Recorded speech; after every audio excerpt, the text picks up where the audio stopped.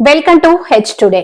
ఉద్యమాలపై ప్రభుత్వ నిర్బంధం ప్రయోగిస్తే ప్రజా ఆగ్రహానికి గురికాక తప్పదని సిపిఎం పార్టీ జిల్లా కార్యదర్శి డి గోవిందరావు, సిపిఐ జిల్లా కార్యదర్శి చాపర వెంకటరమణ, లిబరేషన్ జిల్లా కార్యదర్శి తామడ సన్యాసిరావు, న్యూ డెమోక్రసీ జిల్లా ఉపాధ్యక్షులు వంకల మాధవరావు ప్రభుత్వాన్ని హెచ్చరించారు. స్థానిక సుందరయ్య భవనంలో వామపక్షాలు మరియు ప్రజా సంఘాల ఆధ్వర్యంలో ప్రజా ఉద్యమాలపై ప్రభుత్వ నిర్బంధాన్ని ఖండిస్తూ కోనారి మోహన్ రావు అధ్యక్షతన రౌండ్ టేబుల్ సమావేశం జరిగింది. రాష్ట్ర ప్రభుత్వం ప్రజా ఉద్యమాలపై నిర్బంధం ఎత్తివేయాలని, రాజ్యాంగం కల్పించిన వాక్ స్వాతంత్రం, సభలు, సమావేశాలు పెట్టుకునే హక్కును కాపాడాలని రౌండ్ టేబుల్ సమావేశం ఏకగ్రీవంగా తీర్మానించింది. ఈ సందర్భంగా వామపక్ష ప్రజా సంఘాల నాయకులు మాట్లాడుతూ శ్రీకాకుళం జిల్లాలో ప్రజా ఉద్యమాలపై ఎందుకు నిర్బంధం ప్రయోగిస్తున్నారని జిల్లా మంత్రులను వారు ప్రశ్నించారు. ప్రతిపక్షంలో ఉన్నప్పుడు ప్రజాస్వామ్యం కావాలా, అధికారంలోకి వచ్చిన తరువాత ఎందుకు నిర్బంధాన్ని ప్రయోగిస్తున్నారని వారు నిలదీశారు. ఈ కాలంలో కార్గో ఎయిర్పోర్ట్ రద్దు చేయాలని, థర్మల్ పవర్ ప్లాంట్ ప్రతిపాదనలు రద్దు చేయాలని కోరుతూ ధర్నాకు పిలిపిస్తే ధర్నాకు అనుమతులు నిరాకరిస్తూ ప్రజలపైన ప్రభుత్వం నిర్బంధాన్ని ప్రయోగించి అక్రమ అరెస్టులు ఎందుకు పాల్పడ్డారని జిల్లా మంత్రులను ప్రశ్నించారు. నమస్కారం. ఈరోజు ప్రజా ఉద్యమాలపై ప్రభుత్వ నిర్బంధాన్ని ఖండిస్తూ వామపక్షాలు, అదేవిధంగా జిల్లాలో ఉండే ప్రజా సంఘాలన్నీ కూడా ఈరోజు రౌండ్ టేబుల్ సమావేశం తరఫున ప్రభుత్వ నిర్బంధాన్ని తీవ్రంగా ఖండించడం అనేది జరుగుతుంది.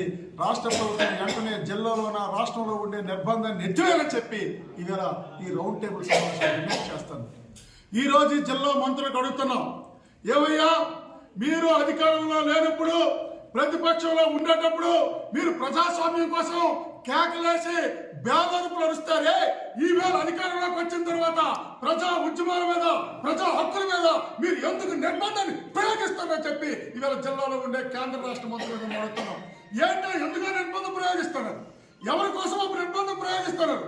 ఎందుకయ్యా నిర్బంధం ప్రయోగిస్తారంటే ఈ జిల్లాలో ఉండే మొత్తం సమస్త ఆస్తిని ఇవాళ కార్పొరేట్ శక్తులు కట్టబెట్టద్దని చెప్పదు.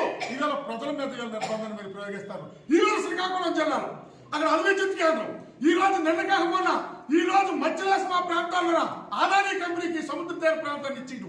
అలాగే అక్కడ కార్గో ఎయిర్పోర్ట్, ఇక్కడ థర్మల్ విద్యుత్ కేంద్రం, ఈ విధంగా ఈ శ్రీకాకుళం జిల్లాలో ఉండే మొత్తం భూమి అంతా కూడా నువ్వు కార్పొరేట్లకు ఇస్తావు.